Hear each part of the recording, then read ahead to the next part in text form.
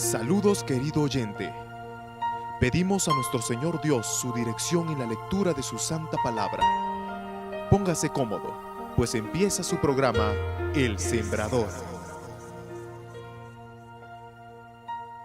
Voy a pedirles por favor que abramos la palabra de Dios en el libro de Efesios, la carta que Pablo le escribe a los Efesios, en el capítulo 5 de la carta a los Efesios, y vamos a basarnos prácticamente desde los versos 21 en adelante, porque es en donde Pablo le escribe a esta iglesia. Vamos a contextualizar un poco, le escribe a esta iglesia en Éfeso, un grupo de hermanos que tenían muchas luchas con respecto a lo que se vivía cuando estábamos en el mundo y ahora que somos parte del cuerpo de Cristo, cómo debemos vivir. Le escribe, por ejemplo, en el capítulo 4, totalmente una exhortación a los hermanos para ser uno en Cristo. ¿Por qué? Porque ya son parte del cuerpo de Cristo, a pesar de las diversidades que hay.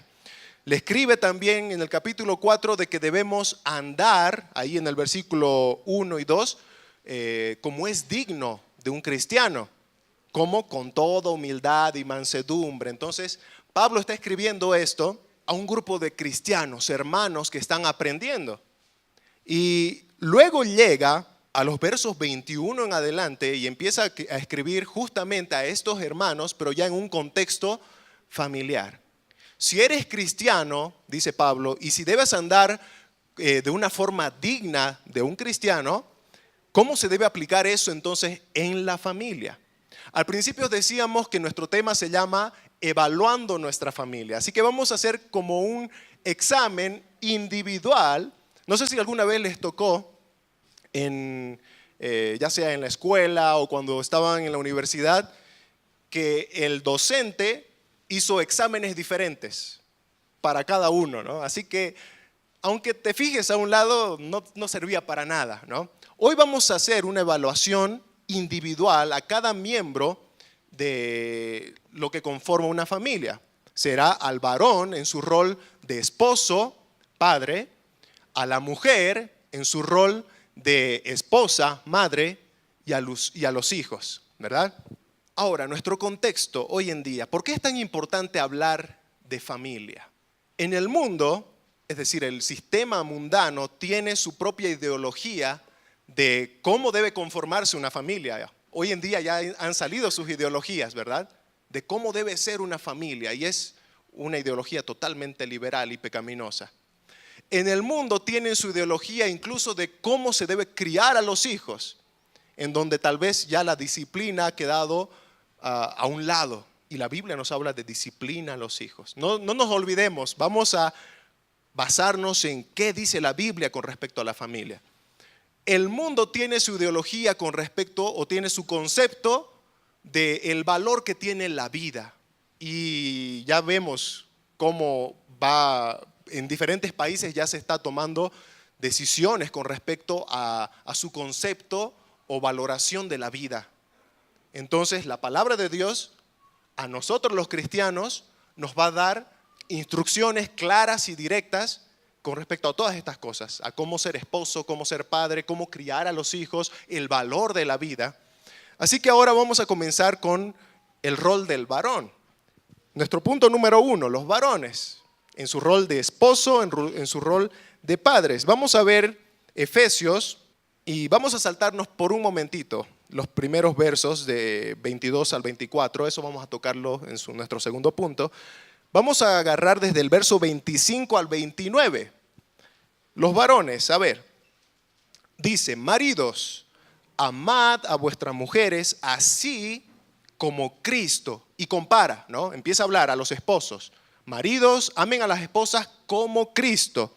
¿Y cómo amó Cristo a su esposa, a la iglesia? La amó entregándose a sí mismo por ella. Y de aquí vamos a sacar algunos aspectos. Por ejemplo, ¿cuál fue el propósito de la entrega de Cristo? No nos olvidemos que Pablo está contextualizando, o mejor dicho, está comparando a Cristo con el esposo.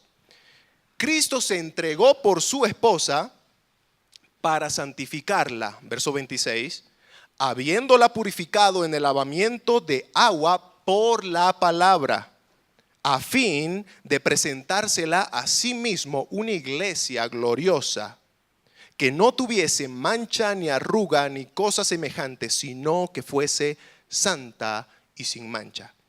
Acá nos muestra la obra de Cristo como esposo. Él se entregó a sí mismo, entregó su propia vida por su esposa con un propósito primeramente, un propósito espiritual, para que esa esposa de Cristo, que antes estaba en las tinieblas, que antes no era pueblo, como dice el apóstol Pedro, que antes estaba, o no solo estaba en tinieblas, sino que era tinieblas, como dice Pablo en Efesios 2 también, sea llevada a su luz admirable, para que esa esposa sea santa, pura, limpia, sin mancha. Esa fue la razón por la que Cristo se entregó a sí mismo por su esposa. El esposo tiene una responsabilidad espiritual, no solamente con su esposa, porque no nos olvidemos que Cristo está siendo comparado con el esposo. Así como Cristo se entregó por su iglesia como esposo para santificarla, el esposo debe hacer lo mismo. ¿Por qué? Porque tiene que poner a Cristo como su ejemplo. El esposo debe entregar todo por su esposa con un propósito espiritual. Y vamos a ver un segundo aspecto desde los versos 28 y 29, donde dice: así también los maridos deben amar a sus mujeres como a sus mismos cuerpos. El que ama a su mujer a sí mismo se ama, porque nadie aborreció jamás su propia carne, sino que la sustenta y la cuida, como también Cristo a la iglesia. Aquí ya no vemos solamente un aspecto espiritual, sino que Pablo ya nos está mostrando una forma físico-material de responsabilidad del esposo hacia la esposa y hacia su hogar. Entonces tenemos que el esposo tiene una responsabilidad espiritual y una responsabilidad física material, ¿verdad? En base a eso tenemos entonces lo que vamos a ver ahora. Primero vemos la responsabilidad espiritual del esposo. Cristo como esposo, como ejemplo para nosotros, ¿verdad? Para los varones. ¿Cuál es el rol del varón según la Biblia? 1 Corintios capítulo 11, versículo 3 dice que el esposo es cabeza del hogar. Así como Cristo es cabeza del esposo, ¿no? Es decir, Él es la autoridad de todo varón, el esposo llega a ser, según 1 Corintios capítulo 11, versículo 3, cabeza de la mujer, cabeza de su hogar. Entonces tenemos por entendido que el rol del varón es ser líder en su hogar, ser guía en su hogar. Por eso la responsabilidad espiritual del varón tiene mucha importancia en lo que va a ser la vida espiritual de su hogar mismo. Por ejemplo, el esposo tiene una responsabilidad de ser protector de la vida espiritual de su familia. Primer aspecto, protector de la vida espiritual de su familia. Efesios capítulo 5, verso 26, como veíamos, dice que Cristo como esposo buscó la santificación de su esposa, la limpieza de su esposa, de su iglesia. El varón debe buscar la santidad de su hogar, de su esposa, de sus hijos si es padre. Entonces, ¿a qué se refiere esto de ser protector de la vida espiritual de su familia? Algunos ejemplos. Por ejemplo, como cabeza de hogar, el esposo tiene la responsabilidad de discernir qué es bueno y qué no es bueno para el hogar, para su hogar, ese hogar que Dios le ha dado a él para gobernar, como dice 1 Timoteo capítulo 3, ¿no? Que gobierne bien su casa. Entonces, él debe saber discernir, esto está bien y esto está mal. Todo me es lícito, dice también Corintios, pero no todo me conviene. Eso debe estar bien aquí en la mente y en el corazón de aquel varón que es cabeza de hogar. Todo me es lícito, pero no todo me conviene. Así como no todo me conviene a mí, tampoco le conviene a mi familia, ni a mi esposa, ni a mis hijos. Entonces, él es protector. Y en algunos casos va a tener que desechar muchas cosas en su familia. Por ejemplo, hay varios padres que, por ejemplo, no tienen un televisor en la casa. ¿Ya? Vamos a ponerlo como un ejemplo. No tienen un televisor en la casa y tiene sus razones. Y dice, porque en la tele se pasa de todo, ¿verdad? Y yo no quiero exponer tal vez a mi esposa y a mis hijos a lo que pasan en la tele local y mucho más tal vez en la TV cable. Eso no quiere decir que los que tengan tele en la casa son pecadores, ¿no? Ese varón que es cabeza de hogar lo ha tomado como un principio dentro de su hogar de buscar la santidad en su familia, para no exponerlos a cosas que él considera no son buenas. Pero tampoco tiene la potestad de decir, tú que tienes tele en tu casa, pecador, ¿no? Eso ya sería legalismo. ¿Por qué? Porque cada quien, como dice también Romanos 14, sabe discernir entre lo que es bueno y es malo, y su conciencia es la que lo va a acusar. Entonces, protector de hogar, protector de la vida espiritual de su familia, de su esposa, de sus hijos. Puede ser también que tenga que discernir el padre de familia, el esposo, el cabeza de hogar, con respecto a las amistades. No solamente tener la potestad o creer que tiene la potestad de decirle al hijo, no te juntes con él, ¿no? Sino dar el ejemplo. Yo tengo que ser ejemplo como cabeza de hogar. Estamos hablando a los varones, ¿verdad? Tengo que ser ejemplo como cabeza de hogar de qué es ser un buen amigo. Estamos hablando de las amistades. Yo tengo que ser un buen ejemplo de qué es ser un buen amigo. Un buen amigo es aquel que edifica, no destruye. Tanto así que mi hijo o mi esposa tienen que ver en mí el ejemplo de ser un buen amigo. Que cuando yo les diga, esa amistad te conviene y esa amistad no te conviene, mi palabra tenga peso verdaderamente, porque yo muestro esa amistad que Cristo muestra. Aquel que está dispuesto a dar la vida por sus amigos, aquel que edifica y no destruye. Ese es un buen amigo. Entonces, estamos dando ideas, ¿no? El padre tiene esa potestad de ser un ejemplo para poder discernir incluso entre las amistades que convienen y que no convienen a la familia, que edifican o que destruyen a la familia. Protector de la vida espiritual. Y número 2, último, para esta parte de la vida espiritual, el varón que es cabeza de hogar es maestro. Es maestro. A veces pensamos, hablando en el contexto cristiano, que la responsabilidad espiritual o de enseñar la palabra de Dios a mis hijos o incluso como familia recae aquí, ¿no? En la congregación. Tanto para los que enseñan en las clases como en este tiempo que tenemos acá todos.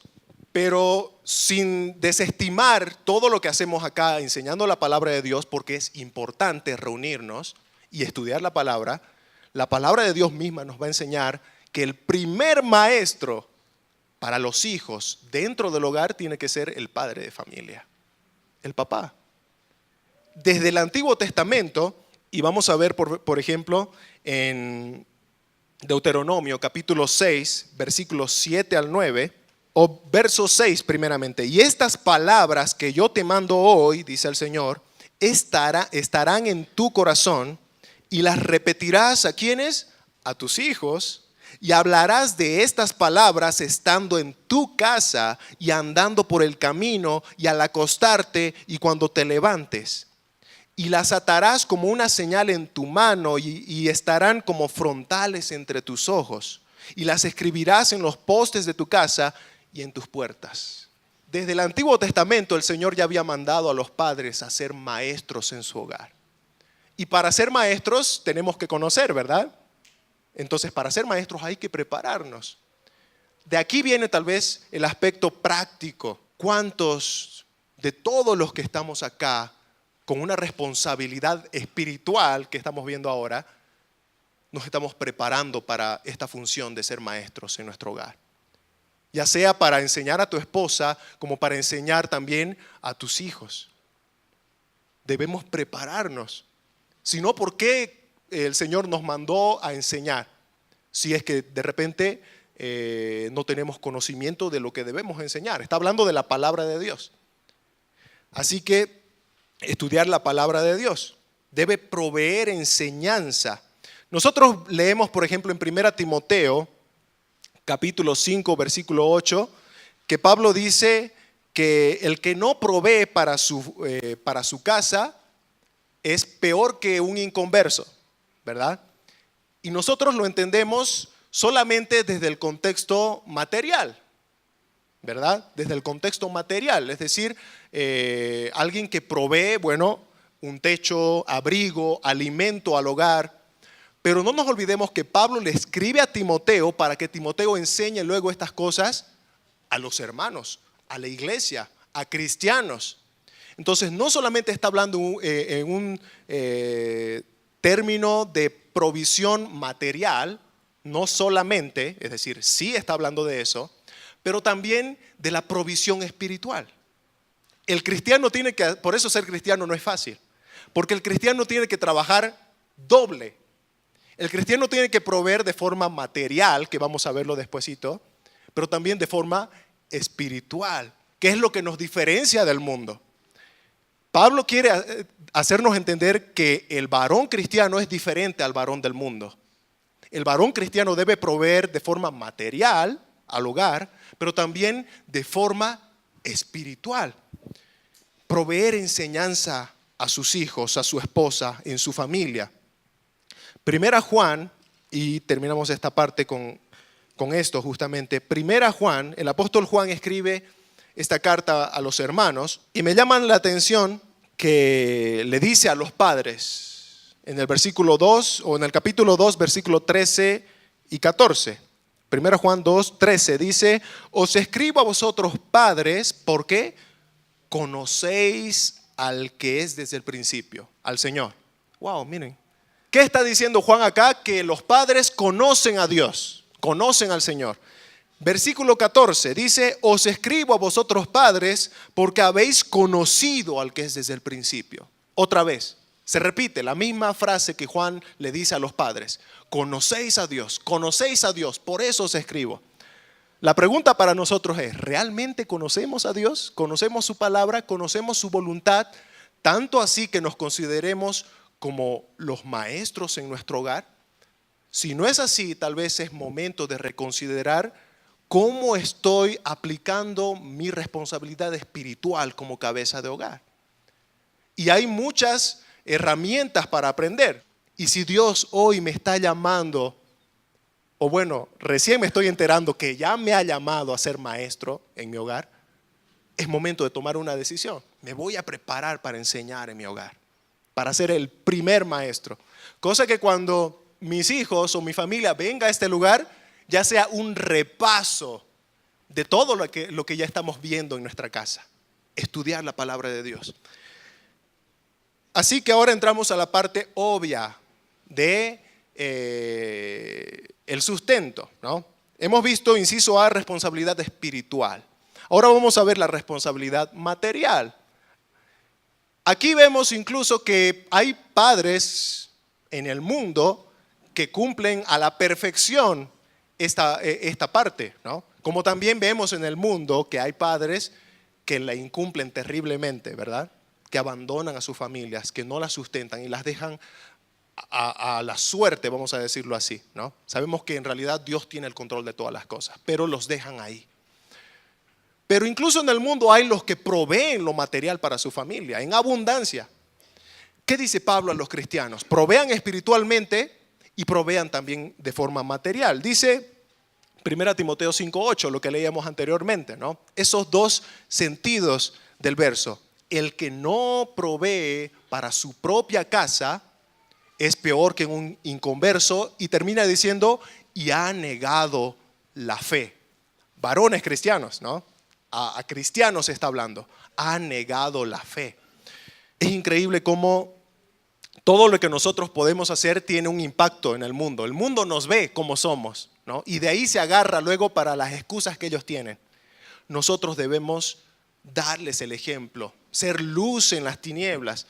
Y dice que debemos proveer. Y para proveer, bueno, hay que laburar, ¿no? Hay que trabajar. Por eso dice en 2 Tesalonicenses, y vamos a leer rapidito esta parte, 2 Tesalonicenses capítulo 3, versículo 10. Dice, porque también cuando estábamos con vosotros, os ordenábamos esto: si alguno no quiere trabajar, tampoco coma, ¿no?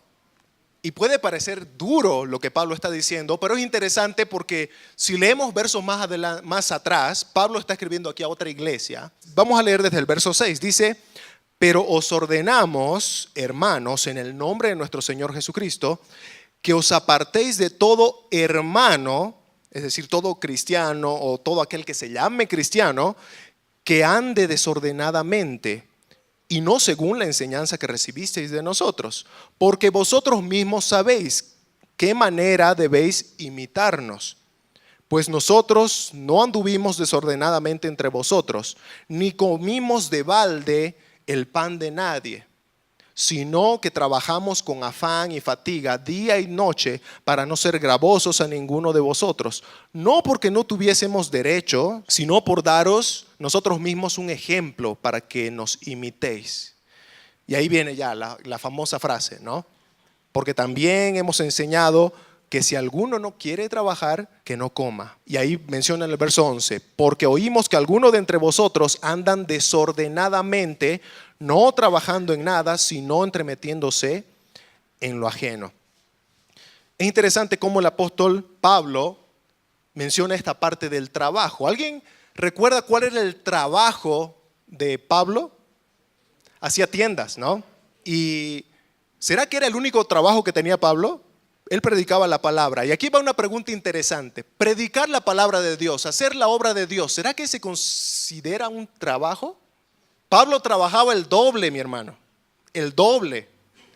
Porque incluso Pablo en otro verso dice, el obrero es digno de su salario.